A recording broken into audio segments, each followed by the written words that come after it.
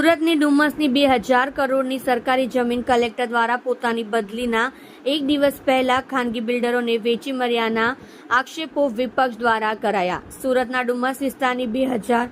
કરોડની સરકારી જમીન કલેક્ટર દ્વારા ખોટી રીતે આદેશ કરીને ગણોતિયાના નામે ચડાવી દેવાના આક્ષેપો વિપક્ષ દ્વારા કરવામાં આવ્યા છે, જેને લઈને રાજ્ય સરકાર અને કેન્દ્ર સરકાર સુધી હવે આ મુદ્દો ચર્ચાસ્પદ બન્યો છે। ત્યારે કોના ઇશારે ગણોતિયાનું નામ દાખલ કરવામાં આવ્યું અને આની પાછળ કયા રાજનેતાનો ખેલ છે તે મામલે એસઆઈટીની રચના કરી તપાસ કરવાની માંગ કોંગ્રેસ નેતા દ્વારા કરવામાં આવી છે। વિપક્ષ નેતાના આક્ષેપોને લઈ આ મોટો ભ્રષ્ટાચાર હોવાથી તપાસનો વિષય બન્યો છે। કાયદાકીય રીતે પૂર્વ કલેક્ટર દ્વારા જે જમીન સરકારી હોવાનું કહેવાયું હતું તે જમીનમાં રાતોરાત ગણોતિયાનું નામ દાખલ કરીને કેવી રીતે ખેલ પાડી દેવામાં આવ્યો છે તેને લઈને અનેક શંકા ઊભી થઈ રહી છે। ત્યારે જો આ મામલે તપાસ કરવામાં આવે તો સમગ્ર હકીકત બહાર આવશે, જેમાં કલેક્ટર દ્વારા પોતાની નવસારી બદલી થયાના એક દિવસ પહેલા જ આ પૂર્ણ કૌભાંડ કરવામાં આવ્યું છે તેવો વિરોધ પક્ષ દ્વારા આક્ષેપો કર્યા છે। ભ્રષ્ટાચાર મુક્ત અને પારદર્શક વહીવટની વાત કરતી ગુજરાત સરકારના એક જવાબદાર અધિકારી સુરત જિલ્લાના કલેક્ટરશ્રી દ્વારા સુરત શહેરની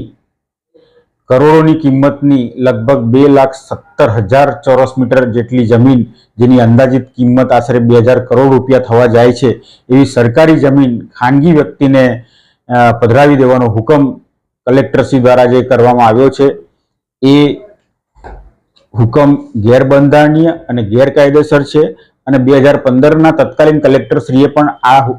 અરજી નામંજૂર કરી હતી। તો કયા કારણોસર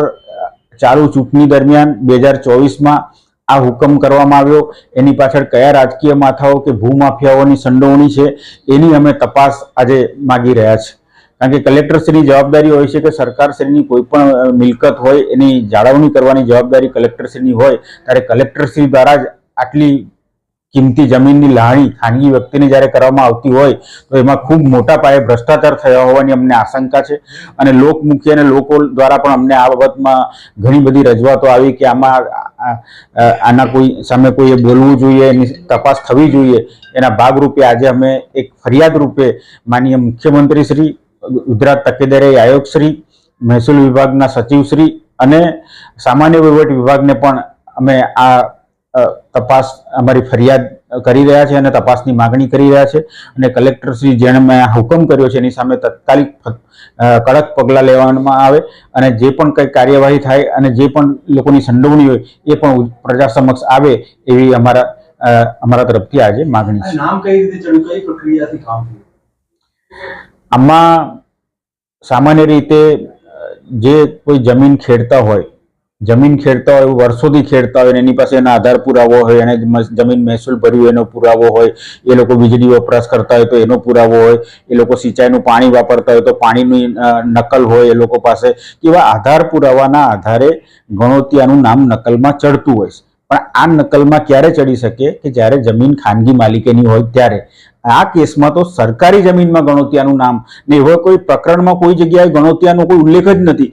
કોઈ રેકોર્ડ પર કોઈ જગ્યાએ ગણોતિયાનું નામ જ બોલતું નથી ને સીધું એનું નામ ચડાવવાનો હુકમ આજે, કારણ કે 48-49 થી આ જમીન શ્રી સરકાર બોલે છે, તો 2024માં એવું તો શું થઈ ગયું કે જમીનમાં ગણોતિયાનું નામ દાખલ કરવું પડે? એટલે એમાં આ સદંતર ખોટું થયાની અમને શંકા છે, એના માટે અમે તપાસ માંગી રહી છીએ।